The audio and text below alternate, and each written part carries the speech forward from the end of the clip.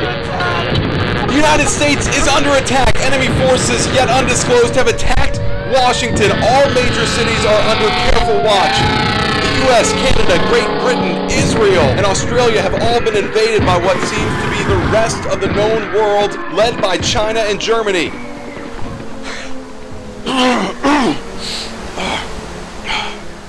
The enemy has unleashed a chemical weapon called Flute Wechsler.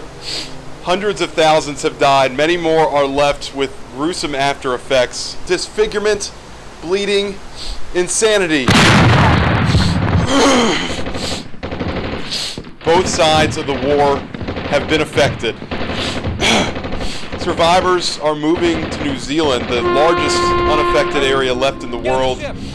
Two sides have formed, the enemy under the name of Vitus Mundos and the Allied powers under the name of Novus Mundos. The Novus Mundos have elected President Claymore to lead them to victory and peace.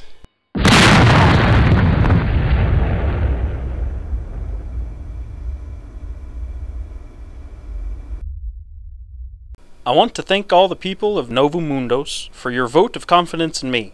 I assure you all that I will do my best to bring peace back into this world. My first action as your humble president will be to establish Project Salvation, which will offer relief to those struggling with the devastating effects of the Flute Wechsler. Secondly, the program will offer a rigorous training program to keep our soldiers in top shape to protect us from further attacks. Finally, and perhaps of utmost importance, is the panel of scientists it will support to develop an antidote to the Flute Wechsler chemical.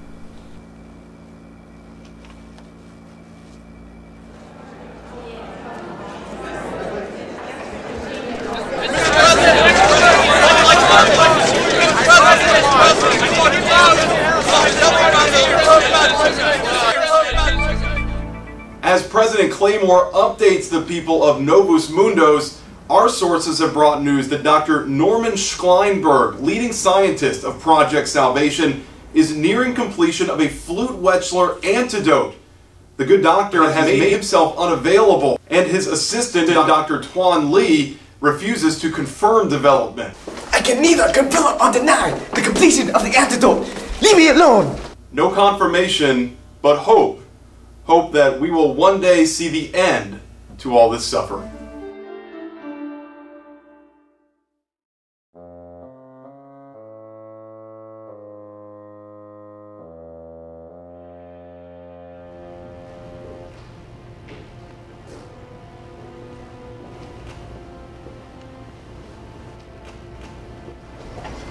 Doctor, here's your sofa.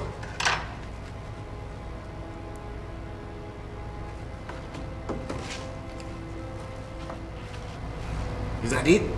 Is it finished? It is complete. Now, the only thing we have left to do is get the first half of the formula, couple it with the second half, and then we can bring it to President Claymore in the morning. Dr. Tuan, please put this into the safe. Yes, Doctor.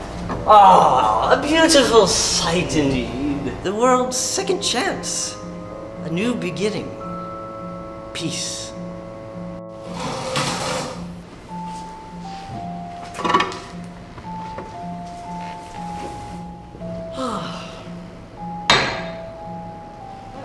There, Daddy's little girl. Daddy saved the world and gave me Benny. Best be weary. I expect there's gonna be trouble soon. What do you mean? What kind of trouble? I'm not sure. Just be on your guard. No, everything will be fine. You are just too nervous. We're almost finished. We're almost close to victory.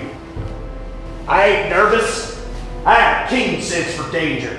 I've seen more death than you know. Of course, but of course. Ah, gentlemen, time for us to sample the antidote for ourselves. Kinda looks like poison.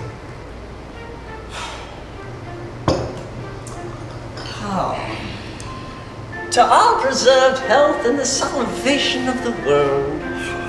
Well, down the hatch.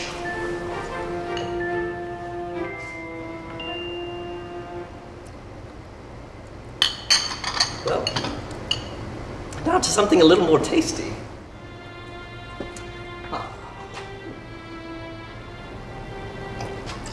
Oh, you're still hot still.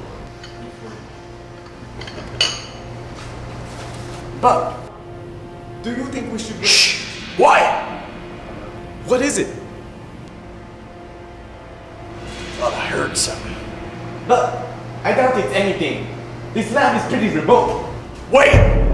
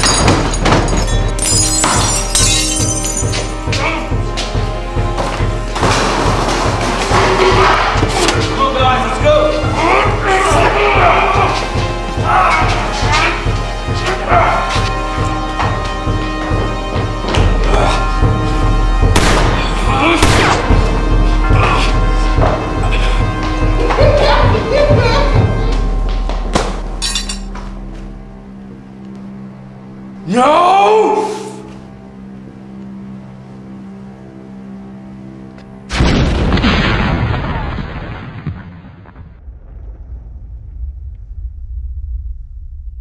I could not cover the grenade in time. The blast sent me backwards, and for a moment, I was stunned. Dr. Lee came over to me to see if I was alright. I became aware of an excruciating burning all over my body, but especially my face. Then, I remembered Dr. Schleinberg. I ran to him, but even through my bleary, burned eyes, I could see that Dr. Schleinberg had not survived the explosion. I stood there, stunned. Dr. Lee was telling me to come with him to find a doctor. We turned to leave, but then I passed out. Doctors fixed me up best as they could. I was told to go home and take it easy, but there was work to be done. The men had stolen the formula for the antidote. Half of it, at least. The other half was hidden somewhere, and Dr. Schleinberg had told me alone where to find it. Dr. Lee helped me back to the lab. I remembered the sacrifice of Dr. Schleinberg. I reached into the secret compartment in the lab table and pulled out a paper. We did not understand what the clue meant, but I knew we must follow his clues. I returned home the next day, but men from Vetus Mundus found me there and threatened me for the clue. I would never tell. They executed my wife and 2 beautiful kids, but still, I couldn't tell. The well-being of the whole Novus Mundus rested on finding the formula, so I did not give them the clue. Now, only a week after that fateful incident, I am too weak to uncover the clues myself, even with Dr. Twan's help. I will place the clues into the hands of the people I trust. You.